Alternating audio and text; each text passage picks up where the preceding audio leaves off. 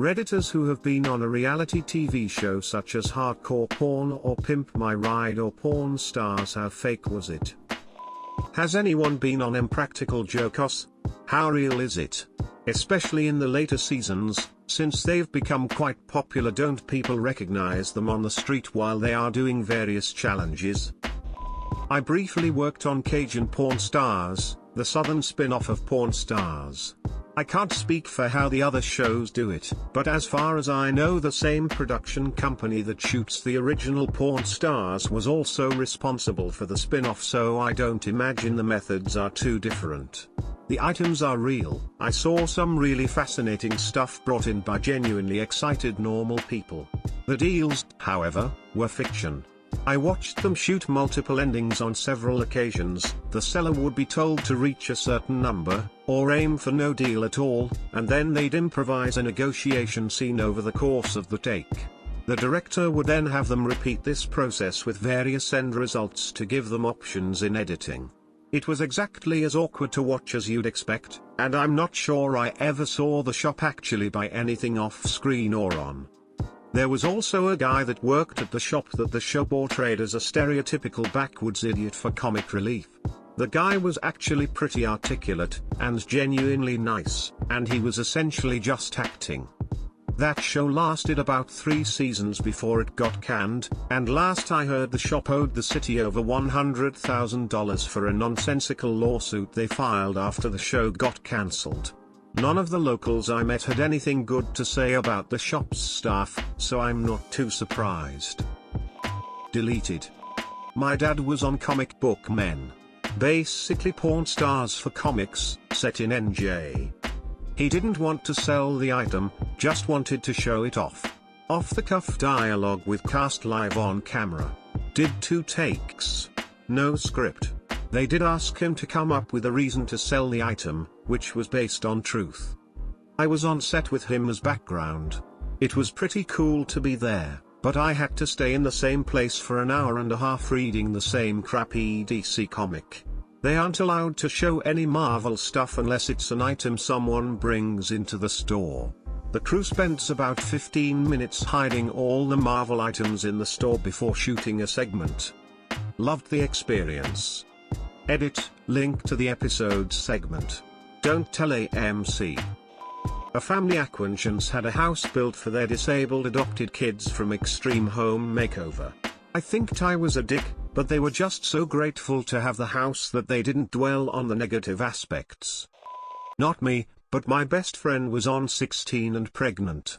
Now I don't know if this is always the case, but none of the drama on her episode was fabricated. However, at one point, they did ask her to reenact a conversation that she had had with her mother off camera. The funny part is, they had her reenact it about a week after giving birth, so she was no longer pregnant. To hide that, she wore a big sweatshirt and held a teddy bear in front of her tummy so you couldn't tell the difference. Edit, I've been getting a lot of questions from the good people over at r/teamum, and to be honest, I just don't feel comfortable divulging my friend's personal information in exchange for fake internet points. I've said just about as much as I'm willing to say without her permission.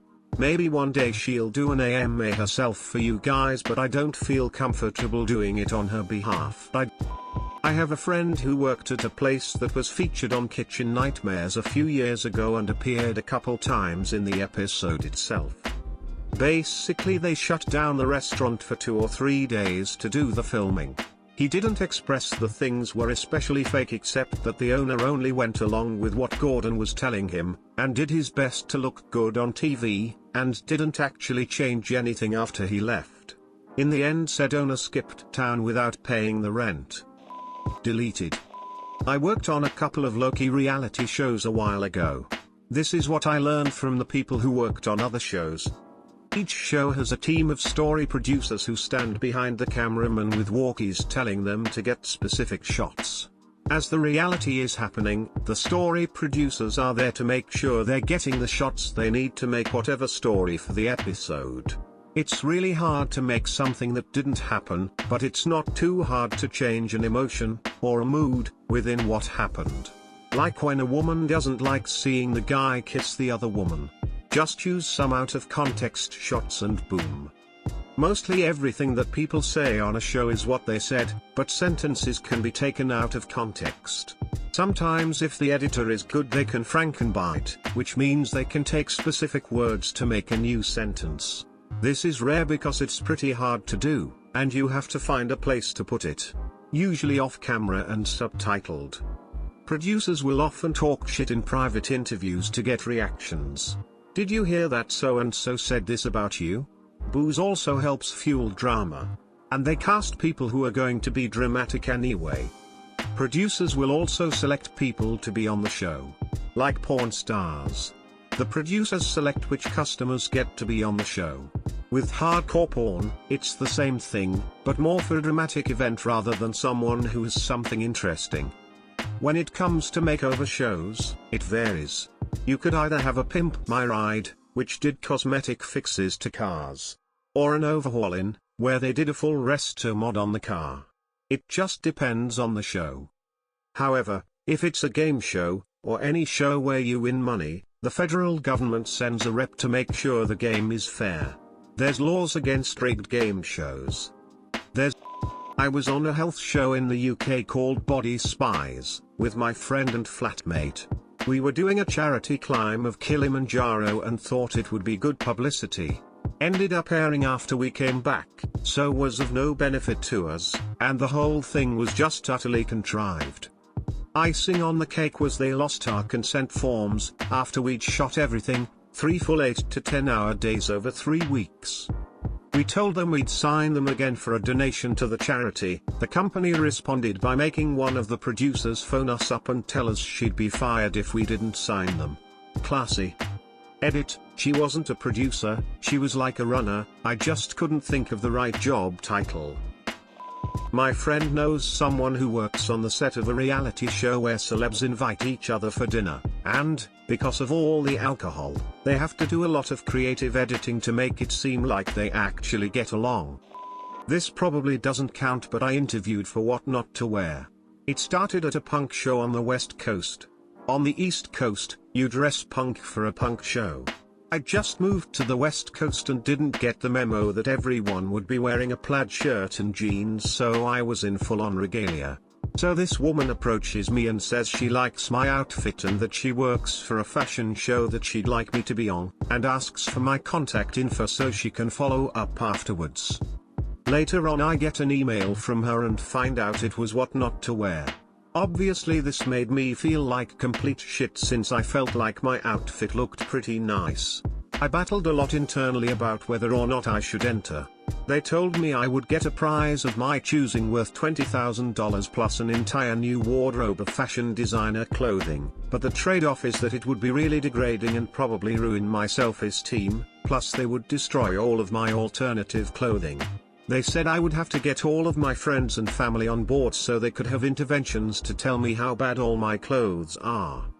Eventually I decided money is money and went into the audition, which was in the SAG building. I also decided I was going to hide all my favorite clothes so they couldn't destroy them.